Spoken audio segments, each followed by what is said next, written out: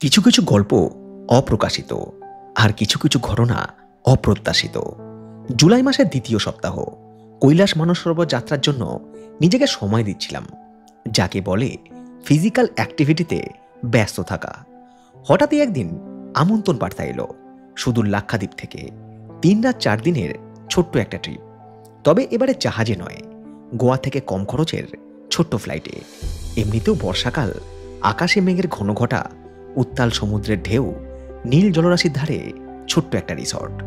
এহেন সুযোগ হাতছাড়া না করতেই আরও একবার ঘর ছাড়া হলাম 17 জুলাই সকালে। পৌঁছে গেলাম কলকাতা এয়ারপোর্ট। যদিও কলকাতা থেকে লাক্ষাদ্বীপ যাওয়ার সরাসরি ফ্লাইট এখনও অবধি চালু হয়নি। আপাতত কলকাতা থেকে গন্তব্য গোয়া।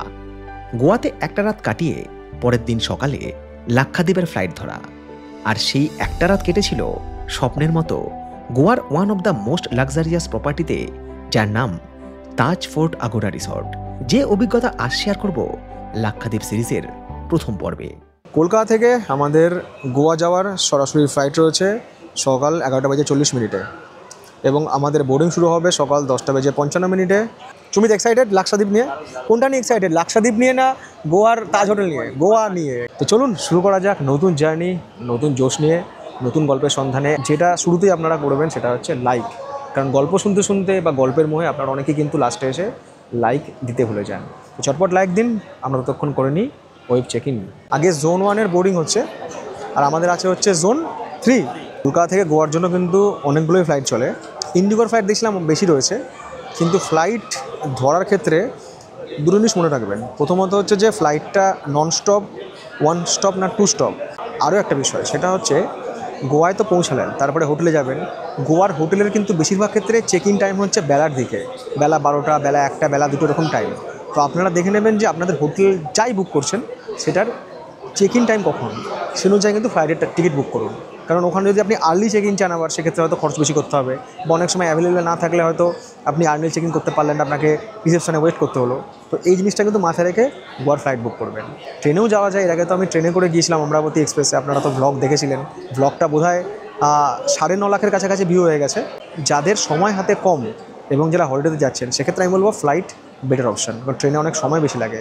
কলকাতা থেকে গোয়া আসা যাওয়ার ফ্লাইটের টিকিট, হোটেল বুকিং কিংবা ট্রেনের টিকিট করতে কত খরচ হতে পারে সেটা খুব সহজেই জেনে নেওয়া যায় উইগো অ্যাপের মাধ্যমে।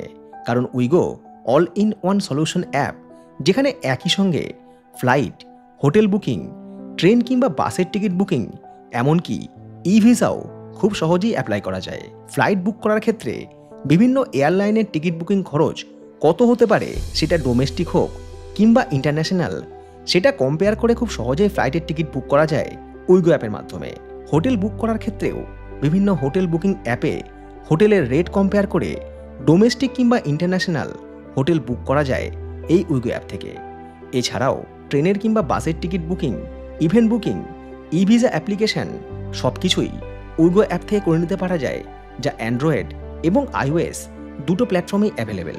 উইগো অ্যাপের লিঙ্ক শেয়ার করে রাখলাম এই ভিডিওর ডিসক্রিপশন বক্সে।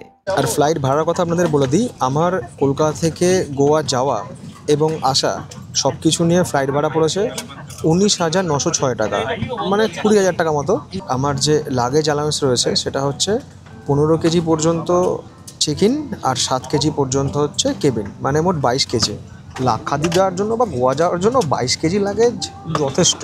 আর কলকাতা থেকে গোয়া পর্যন্ত আমাদের এই ফ্লাইট জার্নি হবে হচ্ছে 2 ঘন্টা 50 মিনিটের। আর গোয়ায় কিন্তু দুটো এয়ারপোর্ট রয়েছে, একটা হচ্ছে ডাবলিং আর একটা হচ্ছে মনোহর ইন্টারন্যাশনাল এয়ারপোর্ট। একটা হচ্ছে GOI, একটা হচ্ছে GOX। দুটো এয়ারপোর্ট কিন্তু দু জায়গায়।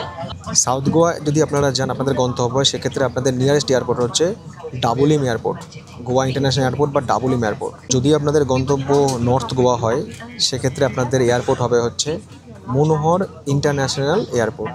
যখন আপনারা ফ্লাইটের টিকিট বুক করছেন, এটা কিন্তু দেখে নিন যে ফ্লাইটটা কোন এয়ারপোর্টে যায়, GOI না GOX, এবং সেখান থেকে আপনাদের হোটেল যেখানে বুক করছেন নর্থ গোয়া বা সাউথ গোয়াতে, সেটা কত দূর।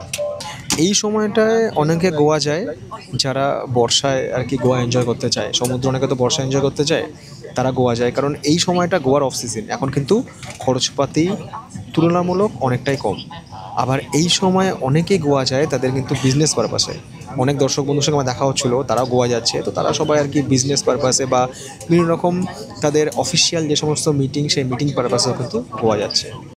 মোট কথা, যে যার পারপাসে যাক, ফ্লাইট কিন্তু ফুল। এছাড়াও আপনাদের কোনো ট্রিপ সংক্রান্ত যে কোনো দরকারে আমাকে ইমেল করতে পারেন আমার ইমেল অ্যাড্রেসে, এবং সেই সাথে আমার সোশ্যাল মিডিয়া অ্যাকাউন্ট ইনস্টাগ্রাম বা ফেসবুকে আমাকে ফলো করতে পারেন, যার লিঙ্ক সবসময় দেওয়া থাকে যে ভিডিও আমি শেয়ার করছি তার ডেসক্রিপশন বক্সে। আর আমাদের ইন্ডিগোর এই যে এয়ারক্রাফট, এটা হচ্ছে A320। সময় সকাল 11:42। আমাদের ফ্লাইটের বোর্ডিং তো আগেই কমপ্লিট হয়ে গেছিলো। এবার আমাদের ফ্লাইটের চাকা করালো টেক অফের জন্য। আর আমি শুরুতে বলেছিলাম যে বোর্ডিং পাসে লেখা রয়েছে যে কলকাতা থেকে গোয়া পর্যন্ত আমাদের এই জার্নি হবে 2 ঘন্টা 50 মিনিটের, কিন্তু ফ্লাইটে ঘোষণা হলো আমাদের এই জার্নি হবে হচ্ছে 2 ঘন্টা 20 মিনিটের।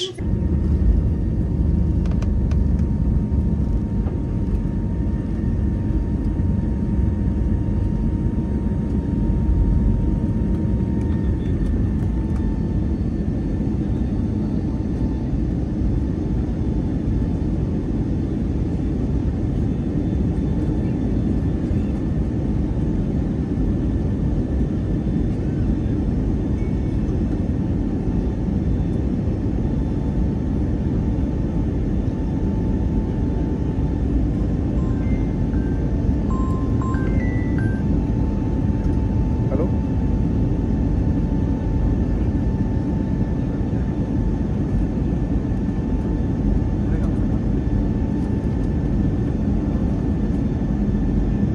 রানওয়েতে নিজের গতি বৃদ্ধি করে মুহূর্তের মধ্যে কলকাতার আকাশ ছুল ইন্ডিগোর ফ্লাইট নম্বর 6E634। ফ্লাইটের জানলা দিয়ে বাইরে চোখ রাখলাম, যতক্ষণ পর্যন্ত দেখা যায় ক্রমশ দূর থেকে দূর হয়ে যাওয়া কলকাতা শহর। কলকাতার আকাশ সেই দিন মোটামুটি পরিষ্কারই ছিল, তাই নিচের শহর থেকে নগর অনেক সময় পর্যন্তই দৃশ্যমান ছিল। কলকাতা থেকে গোয়া, অর্থাৎ পূর্ব থেকে পশ্চিম, বে অফ বেঙ্গল থেকে অ্যারাবিয়ান সি। আর এই রুটে আমাদের ফ্লাইট যেসব জায়গার ওপর দিয়ে যাবে, কলকাতার পর হাওড়া, খড়গপুর, ওড়িশা, ছত্তিশগড়, হায়দ্রাবাদ, তারপর গোয়া। যারা ফ্লাইটে ট্র্যাভেল করে তাদের কতজনের মনে এই প্রশ্ন আসে কে জানে।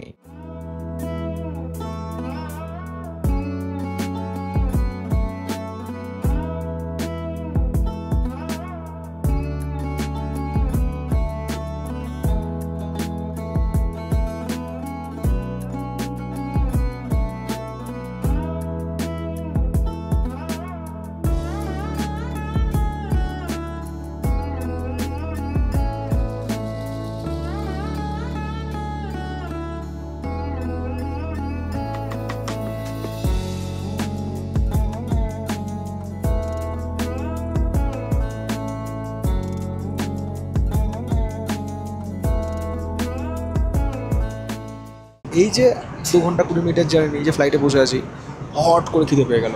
অন্যদিন সকালবেলা ভাত খাই, আজ তো সকালবেলা পেটে ভাত পড়ে নাই। তো ফ্লাইটে বললাম যারা বিমান সেবিকা আছে যে চিকেন স্যান্ডউইচ দিন। বললো চিকেন স্যান্ডউইচ হবে না স্যার, এটা প্রি বুক করতে হতো, এমনি পাওয়া যাবে না, মানে পেড করে পাওয়া যাবে না। তা বললাম কী অ্যাভেলেবেল আছে? বললো চিকেন কাপ নুডলস অ্যাভেলেবেল আছে, আর এর সাথে জুসও রয়েছে, মানে এইটা নিলে এইটা এমনি আসবে। আর সুমিত নিল হচ্ছে পোহা, তাই তো? ভাবছিলাম আমি যে কাপ নুডলসটা কীরকম হবে, টেস্ট কীরকম হবে, বাট ভালো টেস্টি আছে, যাকে বলে ইয়াম্মি। বেলা 2:45 নাগাদ পাইলট ঘোষণা করলেন আমাদের ফ্লাইট আর কিছু সময় পরে ল্যান্ড করবে গোয়ার ডাবলিম এয়ারপোর্টে। বাইরের আবহাওয়া দেখে একটা জিনিস পরিষ্কার হয়ে গেল যে কলকাতার আকাশ মেঘমুক্ত থাকলেও গোয়ার আকাশ মেঘে ঢাকা। সেই সঙ্গে আমাদের ফ্লাইট বার দুয়েক টার্বুলেন্সেও পড়ল। ওপরে সাদা মেঘ, নিচে সবুজ, সেই সঙ্গে বৃষ্টি বুঝিয়ে দিচ্ছিল মনসুন গোয়ার অভিজ্ঞতা কিছু আলাদাই হতে চলেছে।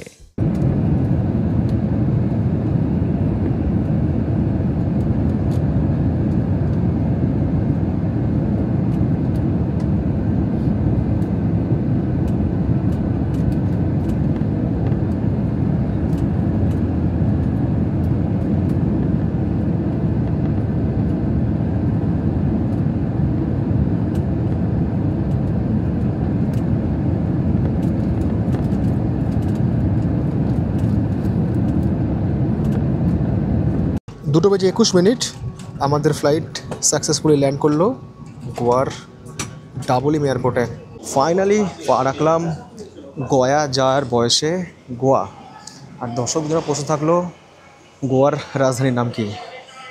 আপনারা লিখে ফেলুন আপনাদের অ্যান্সার। ততক্ষণ আমি কালেক্ট করি আমার লাগেজ, যেটা দেওয়া হবে বেল্ট নাম্বার 1 থেকে। সময় বেলা 2:40 বসে আছি বেল্ট নাম্বার 1-এর কাছে। আমার লাগেজ চলে এসছে, সুমিদেরটা এখনও আসেনি, আসলে নিয়ে আমরা বেরোবো এখান থেকে। আর এখানে নামার পর মানে দেখবেন একটা জিনিস হয়, সারাদিন ফোন আসে না, কিন্তু যখন আপনি এমন জায়গায় থাকবেন যেখানে আপনার মানে ফোন যাবে না, এরকম ফ্লাইটে থাকবেন বা পাহাড়ে থাকবেন যেখানে অ্যাকচুয়াল ফোন নট রিচেবল ঘন্টা 3-এর জন্য বা ঘন্টা 2-এর জন্য, তখনই বিভিন্ন ফোন আসবে, ইম্পর্টেন্ট কল, তারপরে ধরুন কোনো পার্সেল আপনার বাড়িতে আসবে তার কল, বা রিটার্ন হবে তার কল, অন্য সময় কিন্তু আসবে না। এবার বেরোবো আমরা ডাবলিম এয়ারপোর্টের বাইরে।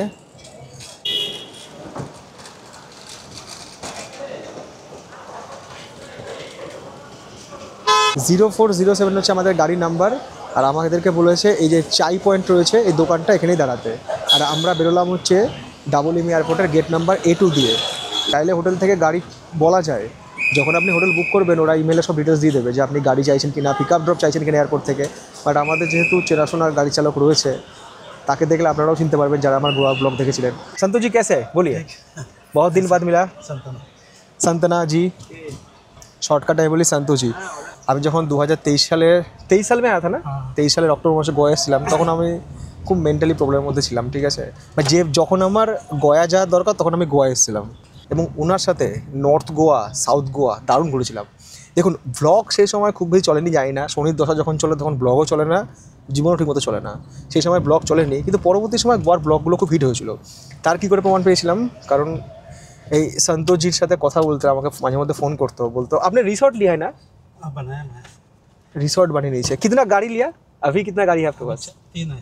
पहले तब का कितना था जब मैं आया था? एक ही। টোটাল 3টে গাড়ি, আবার রিসর্টও করে নিয়েছে। তো আমাকে মাঝে মধ্যেই বলে যে আপনি আসুন। কাস্টমার आया था वीडियो देख के? आया वो नॉर्थ गोवा में ज़्यादा आता है। नॉर्थ गोवा जाता है, मतलब वीडियो से काम होता है ना। हाँ होता है। বাস এইটুকুই হচ্ছে একজন ট্রাভেল ইনফ্লুয়েন্সারের কাছে সবথেকে বড় সাহস, যে এই ভিডিও দেখার পর মানুষ এসছে, সেই ভিডিও দেখার পর আরও মানুষ এসছে, তাদের দেখা দেখে অন্যান্য হয়েছে, জিনিসটা স্প্রেড হয়েছে, এবং একটা মানুষের যে জীবিকার উন্নতি হয়েছে বা পর্যটনের উন্নতি হয়েছে, এটাই সবথেকে বড় কথা। আমি বলেছিলাম যাওয়ার সময় যে আজকে আপনার একটা গাড়ি, যখন আমি এরপরে যখন কোনো আপনার সাথে দেখা হবে আপনার অনেকগুলো গাড়ি হবে। একজন সোশ্যাল মিডিয়া ইনফ্লুয়েন্সার, বিশেষ করে যারা ট্রাভেল ব্লগার, তাদের এই সমাজ বা সোসাইটির প্রতি কতটা অবদান সেটা হয়তো সাধারণ লোক বুঝতে পারে না, বাট যারা বোঝার তারা বোঝে। তো যাই হোক, আমরা এখন যাব হচ্ছে সন্তোষজির সাথে আমাদের ফোর্ট আগোড়াতে। আর যারা গোয়া প্ল্যান করছেন, বিশেষ করে পুজোর সময় বা পুজোর পরে বা এরকম মনসুনে, তারা কিন্তু সন্তোষজির সঙ্গে যোগাযোগ করতে পারেন। নাম্বার দিয়ে রাখলাম ভিডিও ডেসক্রিপশন বক্সে। আশা করি আপনাদের ট্রিপ ভালোই হবে। ডাবলিম এয়ারপোর্ট থেকে গোয়ার ফোর্ট আগোডা সড়কপথে প্রায় 40 কিলোমিটার, সময় লাগতে পারে 1 ঘন্টার কিছু বেশি। আর এই পথেই রয়েছে গোয়ার বৃহত্তম নদী জুয়ারি।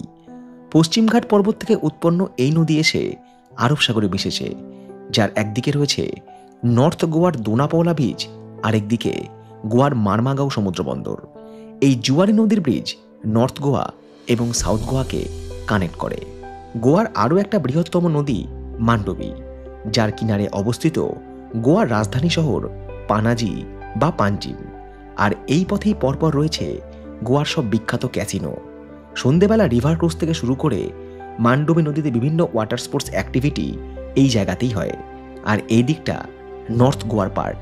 ক্যাসিনোর জন্য যে গোয়াতে আসতে পারবে মানে নাই, আমাদের গ্যাংটকেও কিন্তু ক্যাসিনো রয়েছে।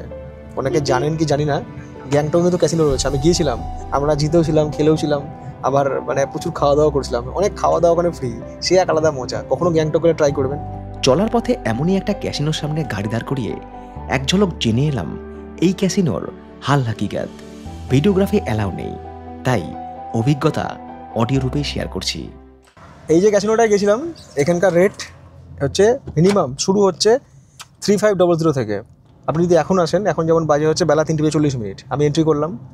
আগামীকাল সকাল 6টা পর্যন্ত আমি এখানে থাকতে পারবো এবং গ্যাম্বলিং করতে পারবো বা ক্যাসিনোতে খেলতে পারবো। সন্ধেবেলায় মানে বললো যে 7টার পর থেকে বোধহয় ডিনার লাগে, ডিনার দেওয়া হয়, এবং সেটা হচ্ছে বুফে, যত খুশি আপনি খান, আনলিমিটেড বুফে ডিনার। 1000 কয়েন এরা দিয়ে দেয় খেলার জন্য, মানে 3500 দিয়ে আপনি এন্ট্রি করছেন, তারপরে 1000 কয়েন আপনাকে দিয়ে দেবে, ওই দিয়ে আপনি খেলা শুরু করবেন। তারপরে আপনি আবার যদি কয়েন লাগে তখন আপনি টাকা দিয়ে আর কি কয়েন নিচ্ছেন, খেলছেন, টাকা জিতছেন, হারছেন, এই করে সারা রাত কেটে যাবে। সারাদিনই এটা খোলা, কিন্তু শুধু বুফে খাওয়ার যেটা সেটা হচ্ছে সন্ধ্যেবেলায়। আর এখানে যে বিভিন্ন প্যাকেজ রয়েছে, ভিআইপি প্যাকেজ, নর্মাল প্যাকেজ, নানা রকম প্যাকেজ ট্যাকেজ রয়েছে। তো এর মধ্যে ফারাক কী? ফারাক হচ্ছে ড্রিঙ্কসের। আপনি যদি দামি প্যাকেজ নেন, যদি আপনি 6,000 টাকার প্যাকেজ নেন, সেখানে ড্রিঙ্কসের অপশন অনেক বেশি থাকবে, বা কিছু কিছু ড্রিঙ্কস আনলিমিটেড থাকবে। বাকি সব ক্ষেত্রে খেলা হচ্ছে এক। আর এটা কিন্তু হচ্ছে পার পার্সনের জন্য, একজনের জন্য। আর ভেতরে কোনো ভিডিওগ্রাফি ফটোগ্রাফি অ্যালাউড নয়। মান্ডবী নদীর ব্রিজ পার করে আমরা এগিয়ে চললাম ক্যান্দলিম বিচের দিকে। নর্থ গোয়ার ক্রাউডেড বিচ যেমন ক্যালাঙ্গুট, বাগা, সিঙ্কেরিম সব এই দিকেই পড়ে। সময় বিকাল 4:09।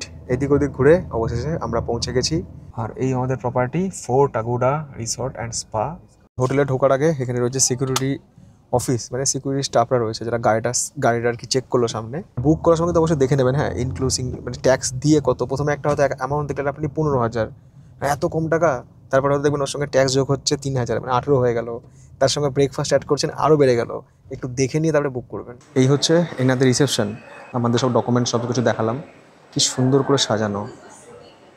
জাস্ট ফ্লোরটা দেখুন কত সুন্দর, মানে একদম চাকাচাক যাকে বলে। খুব সুন্দর ওয়েলকাম হলো আমাদের। আর সেই সাথে এখানে ওরা সমস্ত ওদের ট্যাব রয়েছে, সেই ট্যাবে একটা সিগনেচার করতে হলো। আর জিজ্ঞেস করছিলাম এখানে যে আপনাদের রেস্টুরেন্ট কী রয়েছে, ডিনার, ব্রেকফাস্ট, এসব ব্যাপারে সব জিজ্ঞেস করছিলাম। তো যতটুকু আমি পারবো আপনাদেরকে দেখাবো। এই হচ্ছে রিসেপশন, আর এখানে রয়েছে সুইমিং পুল, আর পাশে সমুদ্র। এখানে পুরো মাতাল করা হাওয়া, আর দারুণ ভাইবস, দারুণ। ওদের আরও একটা প্রপার্টি রয়েছে, এইটা একটা প্রপার্টি, আর ওদের ওইদিকে একটা প্রপার্টি রয়েছে। পুলটা তো অসাধারণ, মাল্টি কুইজ রেস্টুরেন্ট রয়েছে, 3টে রেস্টুরেন্ট, একটা বার। ডেকোরেশন দেখুন কত সুন্দর করে সাজানো। আমাদের রুম এদিকেই হবে, কারণ আমরা এখানে সি ভিউ রুমই নিয়েছি। প্রথমে তো একটু টেনশনে পড়ে গেছিলাম, রুম বুক করতে গেছি, রুম নেই।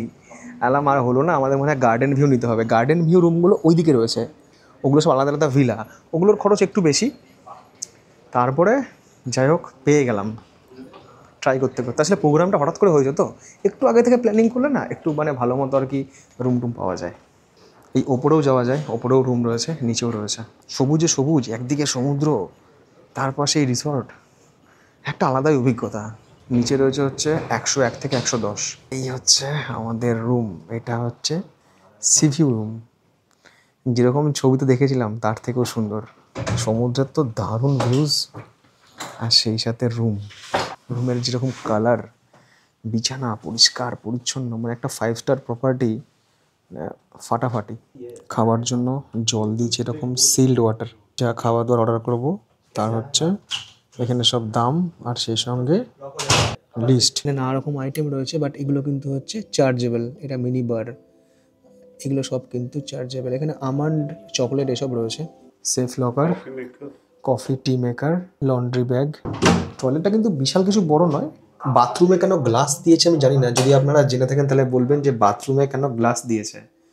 আর এইটার কাজ কি, এইটার কাজ আমি জানি না। আর এই দিকে রয়েছে হচ্ছে হেয়ার ড্রায়ার, আর এখানে কিছু বাথ কিট রয়েছে, টুথপেস্ট রয়েছে, কম্ব রয়েছে, বডি লোশন রয়েছে, এইসব কিছু দিয়েছে।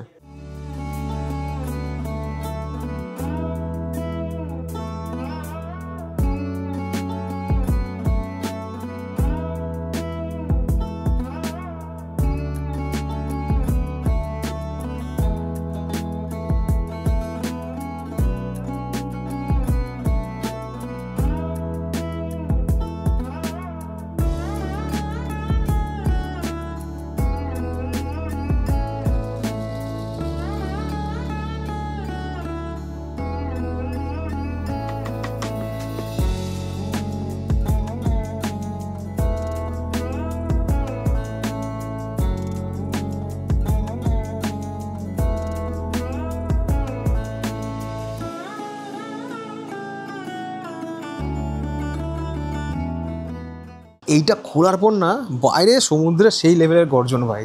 এখানে যতগুলো রুম রয়েছে এই সাইডে, প্রত্যেকটা রুমেই কিন্তু এরকম আর কি তারা গার্ডেন অ্যাক্সেস করতে পারবে এবং সমুদ্র দেখতে পাবে। মেঘলা আকাশ, এরকম সমুদ্র, ওইদিকে বৃষ্টি হচ্ছে, সমুদ্রের ঢেউ আছড়ে পড়ছে।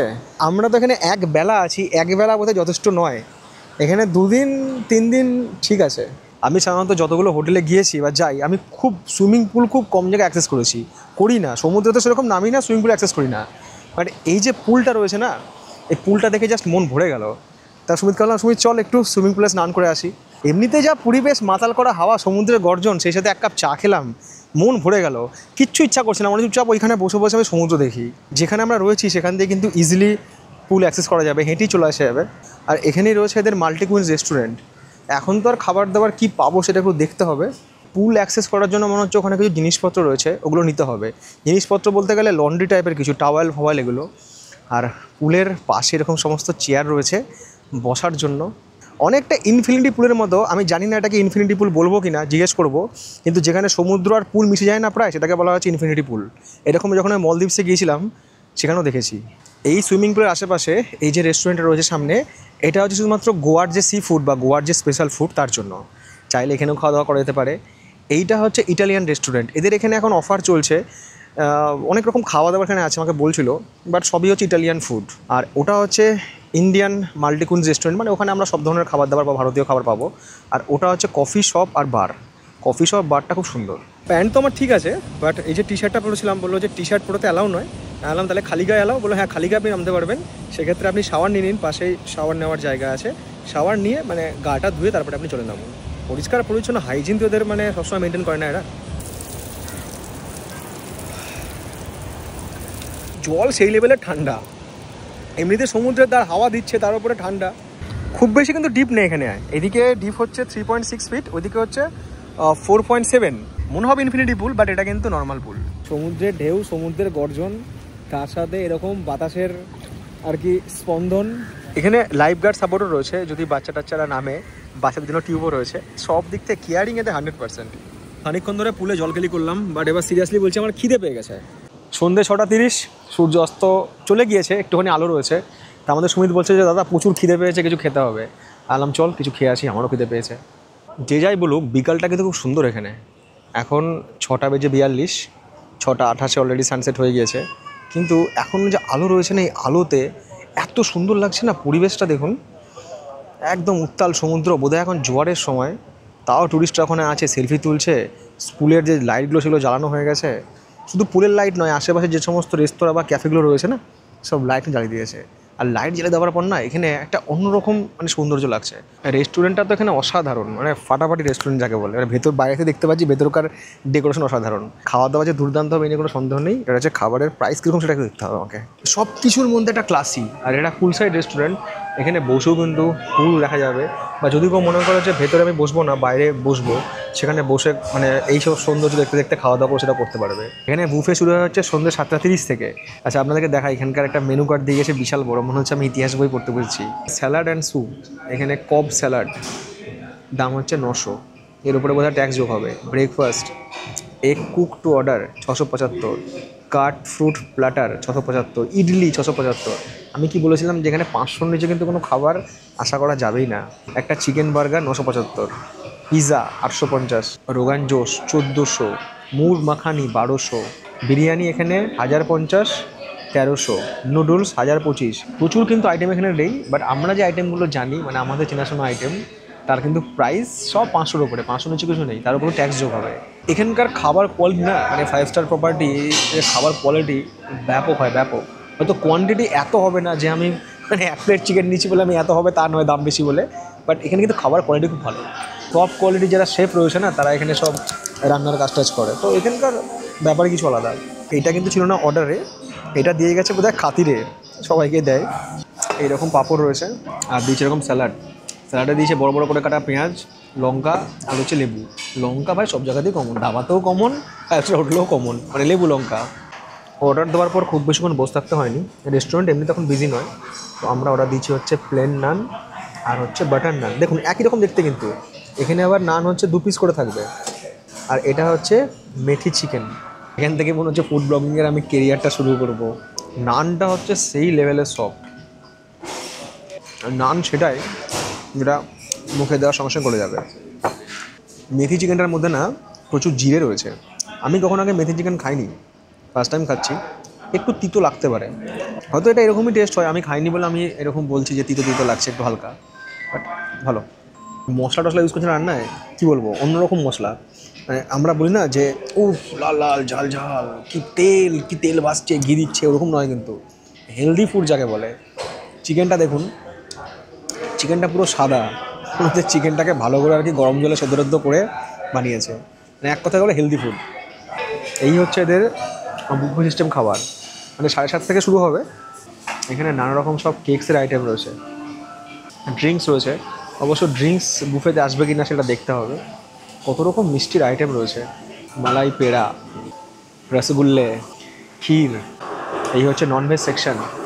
এখানে রয়েছে ফিশ আর রয়েছে চিকেনের আইটেম। এখানে রয়েছে ফিশ রাওয়া ফ্রাইড, হরিয়ালি মুর্গ, সব ননভেজ এদিকে। এত খাবারের item, grill sausages, barista pulao. এখানে সব গোয়ান ব্রেডস, গোয়ার সব বিভিন্ন ব্রেডের আইটেম, মিন্ট চাটনি, বারবিকিউ চিজ স্টিকার্স, দহি কেক কাবাব। এদিকে সব রয়েছে পাপড়। এখানে সম্ভবত স্যুপ টুপ কিছু রয়েছে। সব থেকে হচ্ছে ওই দিকটায় স্যালাড বার। ওই স্যালাডের কত রকম যে আইটেম রয়েছে না। আমরা এদিক থেকে শুরু করি মোটামুটি। এইদিকে যেমন রয়েছে bread, soft rolls, hard rolls. এখানে সব বিভিন্ন স্যালাদেরই কত রকম সব আইটেম, মানে আমি এত আইটেমের সত্যি কথা বলতে নামও শুনিনি, জানিও না, আর খেয়েও দেখিনি। এদিকে সব ফ্রুটস রয়েছে, কাট ফ্রুটস। ওদিকে কার্ড রাইস রয়েছে, কার্ড রয়েছে, প্লেন রায়তা রয়েছে, roasted chicken, avocado, tandoori chicken salad, fish with roasted bell pepper and arugula. বাবা, মানে স্যালাডের মধ্যেও আবার ননভেজ হয়। আমরা যে খাওয়া দাওয়া করলাম এর জন্য বিল হচ্ছে 1481 টাকা, ডিসকাউন্ট ছিল 1481। ভাবছিলাম রুমে ফিরে যাব, তো ভাবলাম এখানে একটু বসি। এই জায়গাটাও বেশ সুন্দর। এখানেও যদি কফি বা কিছু একটা নিয়ে বসা যায়, পাশেই ক্যাফে রয়েছে, সন্ধ্যেবেলাটা একটু বসে বসে আর কি হাওয়া খাওয়া, খুব সুন্দর এনজয় করা, সমুদ্রে মাতাল করা হাওয়া। অদ্ভুত একটা ভালোবাসা আছে, অদ্ভুত একটা শান্তি আছে এখানে। সব কিছু সবসময় ক্যামেরায় তো বোঝানো সম্ভব হয় না। এরকম ভাবার দরকার নেই যে গোয়াতে সেখানেই থাকতে হবে। এইরকম কিন্তু প্রপার্টি হয়তো তাজের নয়, অন্যান্য অনেক প্রপার্টি কিন্তু গোয়াতে রয়েছে, এবং সেগুলো কিন্তু খরচ অনেকটাই কম। সেরকম প্রপার্টি কিন্তু আপনারা অনলাইনে একবার দেখে নিতে পারেন, তারপর কিন্তু সেগুলো বুক করে থাকতে পারেন সেখানে এসে। যদি আপনাদের মনে হয় যে আমরা একটু ফাঁকা ফাঁকা চাইছি, একটু নির্জন পরিবেশ, দুজনে একসঙ্গে থাকবো, একটু লোনলি পরিবেশ যেখানে একটু ফরেনাররা বেশি যায়, সেক্ষেত্রে চোখ বন্ধ করে সাউথ গোয়া। আর যদি প্রচুর মজ মস্তি চান, ক্যাসিনো ফ্যাসিনো, মজা ফজা, মান্ডবিতে রিভার ক্রুজ করবো, এরকম সব যদি চান, তাহলে বলবো যে নর্থ গোয়া। বাট আমাকে যদি কেউ বলে কোথায় যাবে, আমি বলবো আমি সাউথ গোয়াতে আসবো। সাউথ গোয়া বেস্ট আমার কাছে লেগেছে, খুব সুন্দর জায়গা। এখানে বিকেলে একরকম পরিবেশ, আর সন্ধ্যা হয়ে গেলে বা রাত হয়ে একরকম পরিবেশ। এখন বাজে রাত 8:03। চারিদিকে লাইট জ্বলে গেছে রিসর্টের, সে লাইট সমুদ্রে গিয়ে পড়ছে, সমুদ্রের ঢেউ। এই রাস্তা কিন্তু সন্ধ্যাবেলা তো অনেকে হাঁটতে এসছে, যারা স্কুটি ফুটি নিয়ে গোয়ায় ঘুরে বেড়ায় টুরিস্টরা, তারা কিন্তু অনেকে এখানে আসে। এখানে এসে বসার জায়গা আছে, ওখানে বসে সব বিয়ার টিয়ার খায়, মজা টজা করে, খাওয়া দাওয়া করে টুকটাক। আমরা তো আজকে এখানে এক রাতের অতিথি, কালকে ভোরবেলাতে চলে যাবো, মানে কালকে এই সময় হয়তো থাকবো লাক্ষাদ্বীপে। ওটাও আরব সাগর, এটাও আরব সাগর, বাট দুটো রকম জায়গা। ক্লান্তি, ঘুম আর বৃষ্টি, এই তিনটেই হচ্ছে ডেডলি কম্বিনেশন। তখন খাওয়া দাওয়া করে এসে বিছানায় শুয়েছি আর ঘুম চলে এসছে। এমনিতে সারাদিন জার্নি করে শরীরটা ক্লান্তও ছিল, তারপর এরকম ঠান্ডা ঠান্ডা ওয়েদার, ঘুম যখন ভাঙলো তখন দেখি চরম বৃষ্টি হচ্ছে, চরম বৃষ্টি। আরে খাওয়া দাওয়া তো করতে হবে, সুমিত ডাকছে আমাকে, 10:40 বেজে গেছে। এখন রেস্টুরেন্ট বন্ধ হয়ে গেল কি জানি, তো আমরা ছাতা নিয়ে আর কি বেরিয়ে পড়েছি।